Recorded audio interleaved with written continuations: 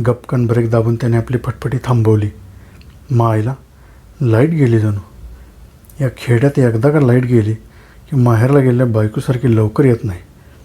तो स्वतःशीच पुटपुटला. हेडलाईटच्या उजेडात समोरून वेडावेळता हातवारे करत उभा होता. गावात हा वेडा कसा? पण त्याच्या वेड्याचा गावकऱ्यांना काही त्रास नव्हता आणि भूतदयेपोटी कोणी त्याला हुसकावून लावले नव्हते, म्हणून तो तेथेच स्थिरावला होता. याचे वास्तव्य कायम मसनवाट्याजवळच्या पिंपळाखाली, म्हणून लोक याला वेताळ म्हणून हाक मारत. काय रे वेताळा, कशाला अडवालास? शंकरने खसकन विचारले. तुला नेणार आहे. आणि कोण? खी खी करून ते वेडं अभद्र हसलं. शंकरने फारसे मनावर घेतले नाही. गावचा अनुभव असाच होता. मनाला काहीतरी वेडसर बोलून तो स्वतःच हसायचा. त्याने वेताळाला टाळून आपली मोटरसायकल पुढे दामटली. निवडणुकीची मीटिंग होती म्हणून शंकरपाड्यावरची शाळा आटपून तालुक्याच्या गावी परस्पर गेल्याने गावी परतायलाच उशीर झाला होता. एरवी मावळतीला घरी येणाऱ्या शंकरला आज मात्र रात्रीचे 11 वाजले होते.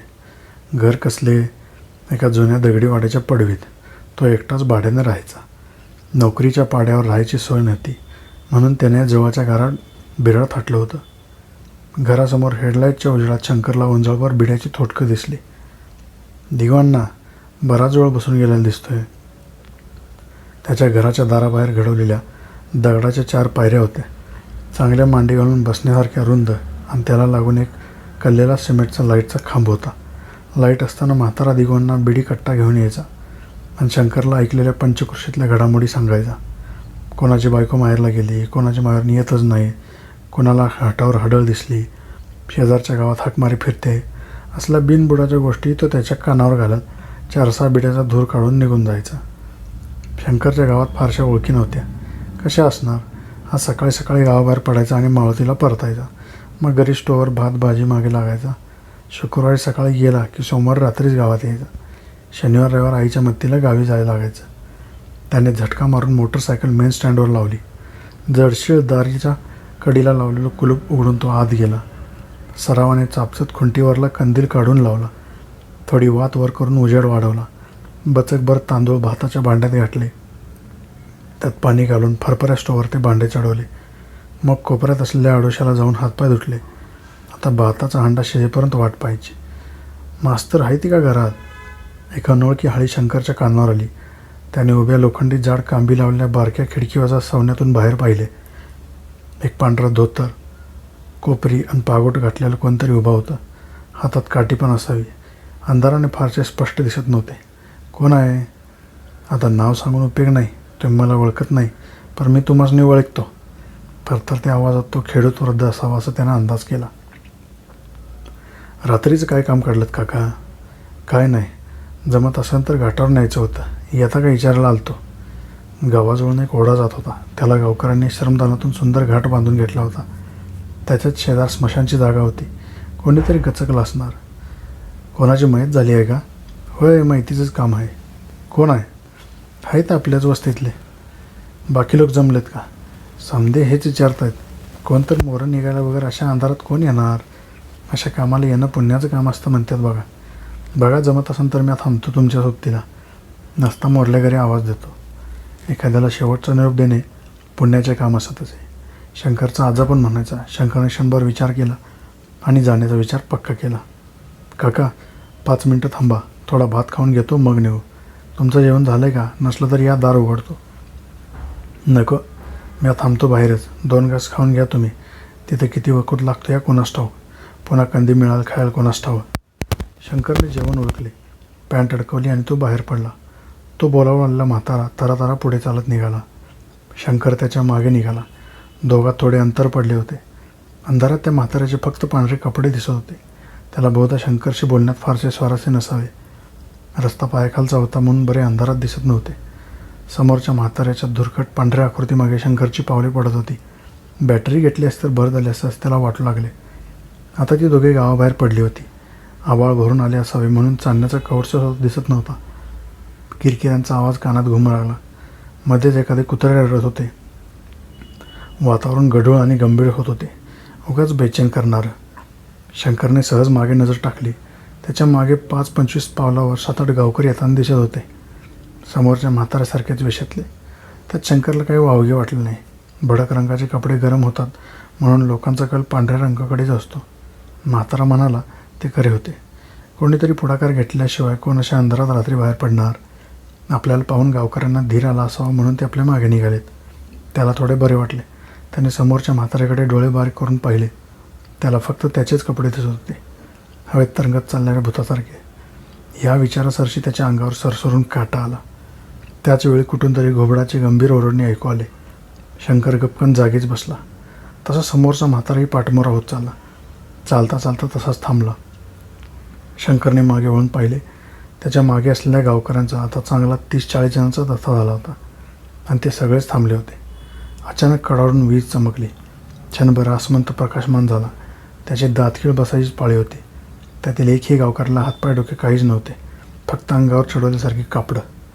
सकाळी सहज कॅलेंडरवर नजर टाकली होती तेव्हा आजच्या तारखेच्या शेजारी काळ्या भरीव वर्तुळाकार चिन्हाचा उलगडा अचानक झाला.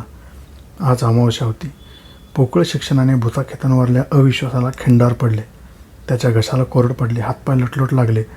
इथून पळून जावे असे त्याला तीव्रतेने वाटू लागले. त्याने कशीबशी 4 पावले झरझर टाकून पाहिले. समोरचा म्हातारा आणि मागच्या जथ्याने त्याच गतीने तशीच हालचाल केली. जणू त्याच्या पायाला ते सगळे बांधले होते. आता जाणार कुठे? जेथे जाईल हे सगळे असणार होते. अचानक समोरचा म्हातारा थांबला. 1, 2, 3 असंख्य दिवत्या पेटल्या. शंकरच्या आजूबाजूला निर्जीव प्रकाश पडला. त्याला त्या उजेडाने थोडा धीर आला. त्या उजेडात त्याला 2 गोष्टी दिसल्या. एकतर व्यवस्थित रचलेल्या 2 चिता आणि त्यातल्या एकावर पांढऱ्या मदरात लपेटून ठेवलेलं प्रेत. फक्त अग्नी देणं बाकी होतं. ढगांची दाटी असूनही हवेतला गारवा वाढला होता. असंख्य दिवट्या पेटल्या होत्या तरी कोमटपणा जाणवत नव्हता. शंकरच्या बाह्य जाणीवा बधीर होत असल्या तर त्याला सारखे वाटू लागले. हा काय प्रकार आहे? त्याने आजूबाजूला नजर टाकली. सारेजण, माणसे कसली, भूतच. खाली माना घालून अदबीने उभा होते. जणू कोणतरी अधिकारी माणूस जवळचा असावा. आणि सरनावलेले ते प्रेत प्रकाशातून उठले. शंकर डोळे फाडून समोरचे दृश्य पाहत होता. क्षणाक्षणाला त्याच्या हृदयाची धडधड वाढत होती. समोर दिसणाऱ्या घटनांचा अर्थ त्याचा मेंदू लावू शकत नव्हता. ते प्रेत एखादा महाराज जसा सिंहासनावर ऐटीत बसावा तसे ताठ त्या सरणावर बसले. त्याने हळूच आपले 2 हात आभाळाकडे पसरले. डोके वर करून हात जोडले. तसे हात खाली आणत स्वतःच्या चेहऱ्यावरला पांढरा कापड फाडून दिला. त्या प्रेताचा उघडा चेहरा शंकरच्या माहितीतील होता. एक कडाडती वीज शंकरच्या मनात चमकून गेली. सरणावर ऐटीत बसलेला गावातील वेडा वेताळ होता. या मास्तर, आज आमच्या पालखीचा मान तुम्हाला देण्यात येतोय. वेडसर उतरताचे उत्तर कमालीचे सुसंस्कृत होते. मान? कसला? तू कोण? शंकरने कसेबसे विचारले. अरे, या मूर्ख माणसाला सांगा आम्ही कोण आणि पालखीचा मान काय असतो ते. तो मगाशी घाटावर येतं का? विचारला आलं माणूस म्हणजे फक्त अंगावर घातल्यासारखे कपडे. शंकरजवळ सरकले. मास्तर, हे वेताळ महाराज. वेताळ महाराज म्हणजे आम्हा भूतांचे राजे. आज अमावस्या आहे. महाराजांच्या पालखी निघते आजच्या रात्री. त्या पालखीसमोर आम्ही दंगल करतो. ज्याला पालखीचा मान मिळतो त्याच्या इशाऱ्यावर सगळी भूतं नाचते. वेताळ महाराज खुश झाले की पुढच्या अमावस्याला त्यांच्यासोबत गोंड्यांच्या पालखीत बसता येतं. मला नाही कळलं, पण मी आता काय करू? तुम्ही फक्त शेजारी असलेल्या सरणाला पेटून द्या, बाकी आपोआप होईल. शंकरच्या हाती पलता देत त्यानं सांगितलं. क्षणात ती चिता पेटून उठली. आगीने लवकरच ती चिता ताब्यात घेतली. अग्नीच्या ज्वाळा वाट सापडेल त्या चितेच्या फटीतून ओसंडून व्हायला लागल्या. वेड्यावाकड्या ज्वाला हवेच्या तालावर नाचू लागल्या. मांस जळत असल्याचा वास घाटावर आणि नदीच्या काळ्या पाण्यावर पसरू लागला. इतक्यात एखादा फुगा फुटावा तसा आवाज आला. रसरस्त्या चितेच्या आहारातून चिलक्याचा डोह वर उसळून आला. कवटी फुटली होती. त्या आवाजासरशी शंकरला आत्तापर्यंत वाटणारी भीती पळून गेली होती. तो हाड पोखरणारा गारवा कुठल्या कुठं गायब झाला होता. त्याला एकदम हलकं हलकं वाटू लागलं. अनामिक आनंदाच्या उकळ्या फुटत होत्या. त्या भरात तो नाचू लागला. वेताळाने इशारा केला. कुठून तरी एक लाल गोंड्यांची पालखी हवेत तरंगत आली. त्यात वेताळ बसला आणि हळूहळू पालखी नदीच्या कडेने निघाली. ढोल ताशे कडाडू लागले. पांढऱ्या कपड्यातील ती भूतं बेभान होऊन नाचत होती आणि सगळ्यात समोर शंकर होता. वेड्यासारखा वेडावाकडा नाचताना त्याला काहीच वाटत नव्हते, काहीच कळत नव्हते. तोंडी एकच वाक्य होते, डिंचांग डिचांग डिगिंग डिगिंग कितने बीत गए हे दिन. तो पुन्हा पुन्हा लयीत म्हणत होता आणि नाचत होता. अख्खा गाव घाटावर जमला होता.